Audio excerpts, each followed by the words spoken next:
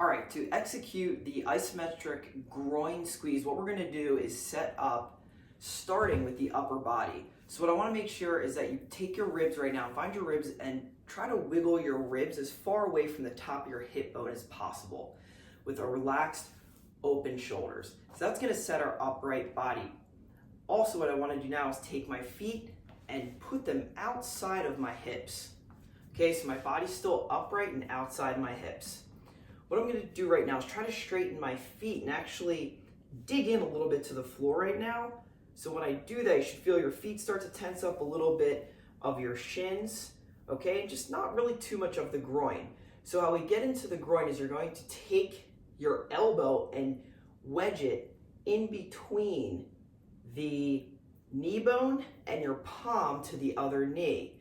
What I'm going to do, I like to take my other hand on top so my chest stays nice and straight, and you're going to begin to squeeze using the inside of your thighs and your glutes. Make sure that when you're seated, okay, sorry, I have to pull my pants up a little bit, that when you're seated, that your butt isn't completely out like this from the side.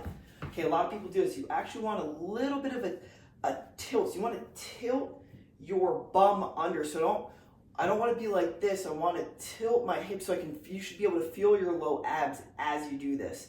To execute this correctly, you should have your butt squeezing, your low abs, and your groin in a synchronicity of tension. So let's see what that looks like. So I'm gonna get my ribs up. Okay, I'm gonna tuck my pelvis under so I can feel my low abs. If it's out, you'll feel a little strain on your low back. Tuck your pelvis under, nice and tall. I'm going to get my elbow wedged in. What I'm gonna do is now start to squeeze the inside of my groin right now.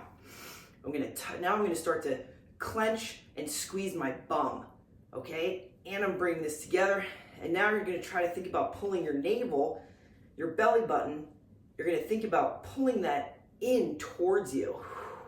And that should start to shake. And you're gonna do that for the desired amount of reps that are in your program. Now, I can also switch sides. I recommend doing this on both sides. However, it's written in your program, okay, for the desired amount, but we just don't want to be squeezing without any point. What you're trying to do is the time starts when you have all three together. If you can't really find that, that's okay. Just try to get your glute and your groin. Okay, so again, real quick, we want to set the feet, tuck the pelvis, get nice and tall. Okay, get a little tension in my feet. We're going to drive the knees. Think about trying to pop the knees together, squeezing the groin, squeezing the glutes. Think about pulling my belly button in, and I'm gonna try to really, really work that groin tissue. Okay, so that is the groin isometric hold.